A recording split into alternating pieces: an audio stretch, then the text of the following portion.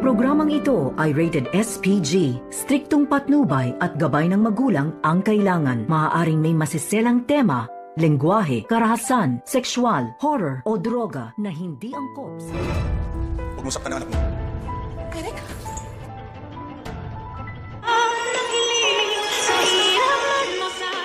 Narito na nga ang ating pakaabangan ngayong Lunes.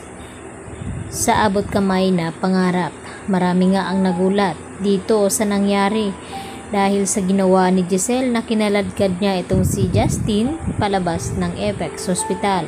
Wala daw itong karapatan ng bastusin itong si Giselle sa loob ng kanyang ospital at dito nga na biglang dumating ang lalaking hindi pa kilala at dito naman na sinabi ng lalaki ito na wag daw saktan ni Giselle ang kanyang anak at sa narinig nilang lahat ay labis ngang nagulat ang mga ito, lalong-lalo na itong si Giselle na tinanong niya ito kung tama ba ang kanyang narinig dahil dito kay Eric na yun pala ay ang ama dito ni Justin at dito nga nasiwalat na ang katotohanan na buhay pa nga talaga itong anak ni Giselle na si Justin.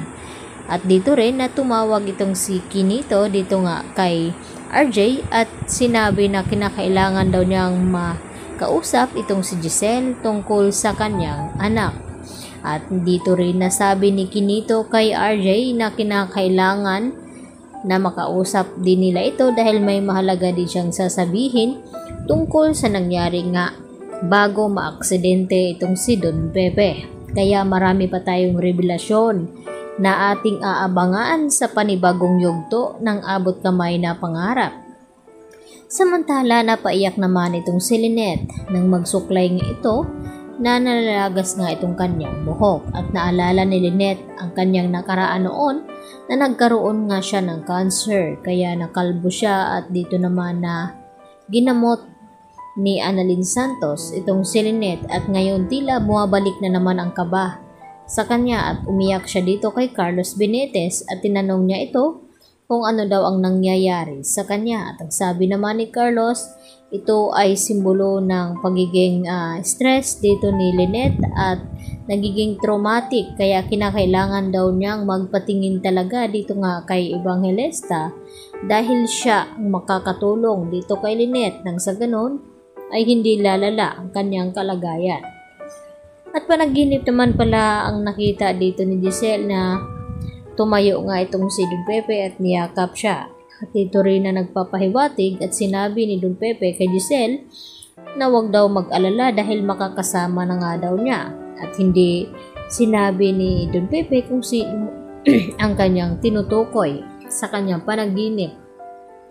At dito nga na nag-iiyak itong si Annalyn at Giselle sa loob ng kwarto dito ni Don Pepe dahil umaasa sila na sana raw ay magising na nga itong si Don Pepe dahil magpapasko pa silang lahat at magkakasama.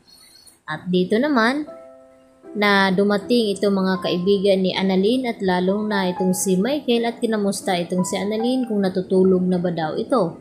At ang sagot naman ni Annalyn sa kanila na okay lang daw siya at kinakailangan daw niyang bantayan itong kanyang lolo Pepe. At nagtanong itong si Yula kung nasaan ba itong si Zoe na hindi nga nila mahagilap. At ang sagot naman dito ni Doc Antonio Luke na kahapon pa daw hindi nakakausap ni Doc Antonio Luke itong si Zoe dahil hindi sinasagot daw ang mga tawag nito. Kaya nagtataka na ang mga ito kung nasaan ba at sabi naman ni Annalyn na sana raw ay intindihin na lang muna daw nila itong si Zoe dahil sa nangyayari nga ngayon kay Lolo Pepe at nakiusap itong si Annalyn na kapag pumasok na sa Apex itong si Zoe ay sana wag na daw nila itong paringgan na kung ano-ano at humahanga naman itong si Doc Rey Meneses dito sa kabaitan dito ni Annalyn na kahit inaaway siya ni Zoe ay mabait pa rin ang kanyang pakikitungo. Yan po ang ating patuloy na pakaabangan ngayong Lunes sa bagong yugto ng abot kamay na pangarap.